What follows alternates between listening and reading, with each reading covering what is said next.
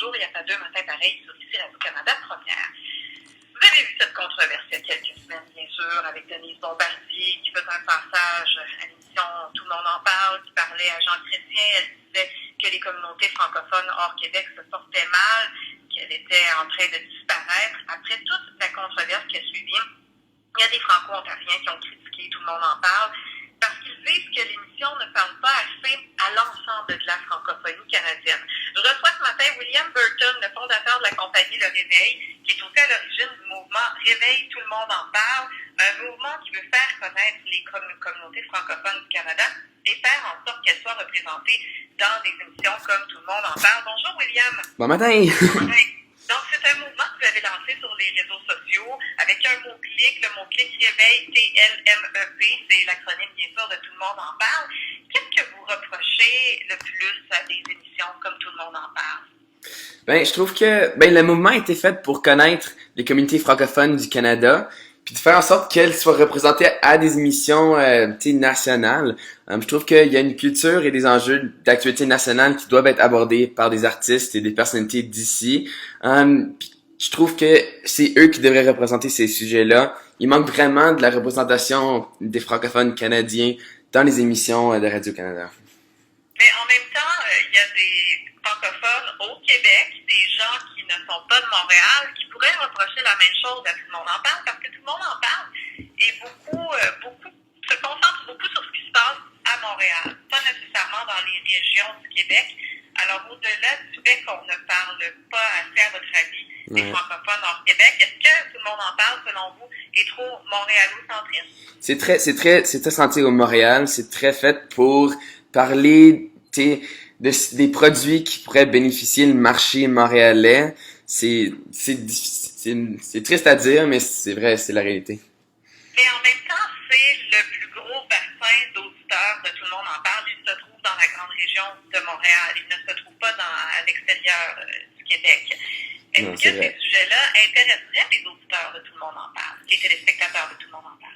C'est sûr que quand on parle d'enjeux comme dans les arts, dans les artistes que nous avons, on a des artistes qui sont en train de percer au Québec, à Montréal, comme les Rod Swamp, comme Swing, qui va avoir une tournée partout. Donc, c'est sûr qu'on a les enjeux qu'il nous faut. On a des Catherine Levac, des humoristes, on a des belles... C'est ça, on a des personnalités qui peuvent percer, qui peuvent être assez intéressants pour le public de Montréal. Il faut juste que quand on sélectionne ou qu'on propose des invités, que ça soit pas juste un petit comité de Québécois qui choisissent les invités. Il faut vraiment avoir cette représentation des autres jurys.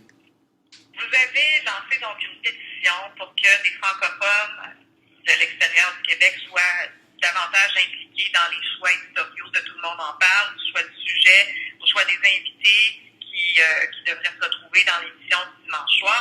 Vous avez d'ailleurs parlé, vous êtes allé à Montréal rencontrer Danny Turcotte la semaine dernière, qui est bien sûr l'acolyte de Guy Lepage, le co-animateur de Tout le monde en parle, pour qu'il vous explique un peu comment on choisit les sujets à Tout le monde en parle. On va écouter un extrait de votre entretien avec Danny Turcotte que vous avez diffusé sur la page Facebook et votre page Facebook, Le Réveil. Je suis juste curieux, dans ce comité-là, est-ce que comment tout le monde de Montréal, c'est quoi votre partie dans ce comité-là? Les gens du Québec, en général, que je te dirais qu'il faut rendre comme ça dans plusieurs émissions de Radio-Canada, malheureusement, bien sûr.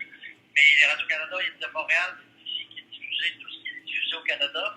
Puis on parle pas des régions du Québec non plus, on parle juste de Montréal. C'est comme moi, je viens du Saguenay-Lac-Saint-Jean, puis on parle jamais du Saguenay-Lac-Saint-Jean, tout le monde en parle, on parle juste de Montréal et de ce qui se passe à Montréal. C'est un problème, je suis d'accord avec toi.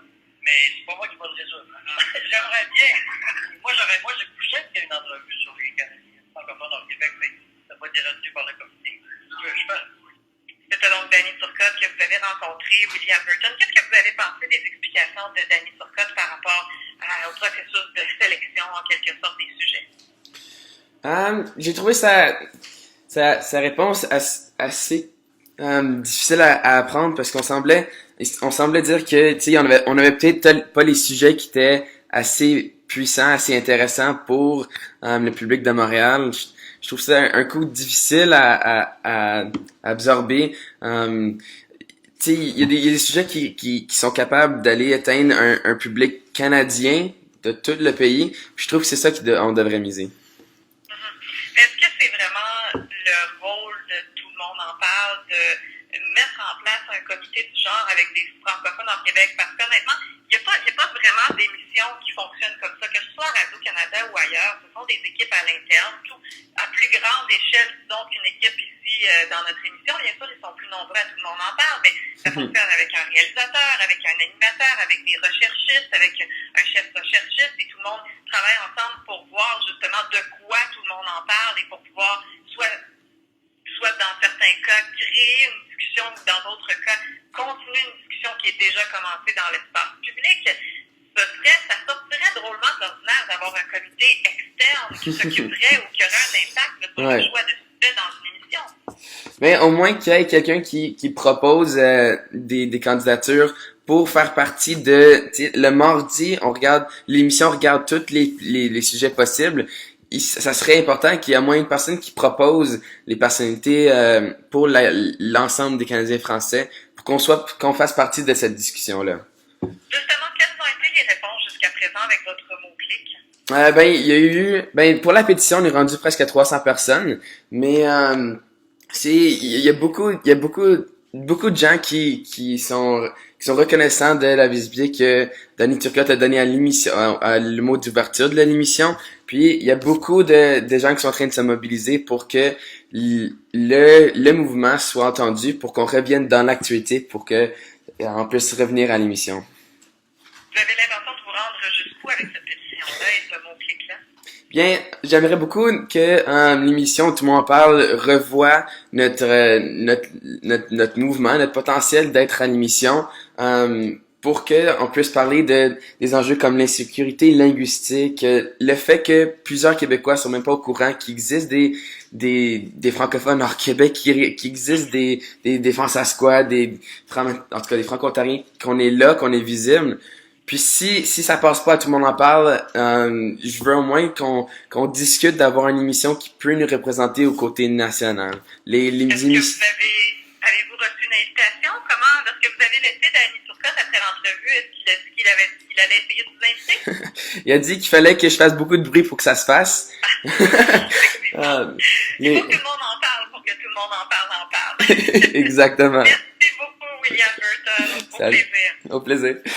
Au revoir, William Burton, qui est le fondateur de la compagnie de ce mouvement Réveil, tout le monde en parle. C'est un mot-clic sur les réseaux sociaux, Réveil, TLM.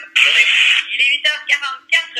Je vous rappelle qu'on a la dernière phase de spectacle dernière phase de Merci beaucoup. Merci. Au revoir. Au revoir. C'est super difficile de pas utiliser le mot hors Québec. Je sais qu'on veut se plier, franco-canadien. C'est juste difficile de pas le dire quand on parle de tous les francophones à l'extérieur du Québec. C'est rough.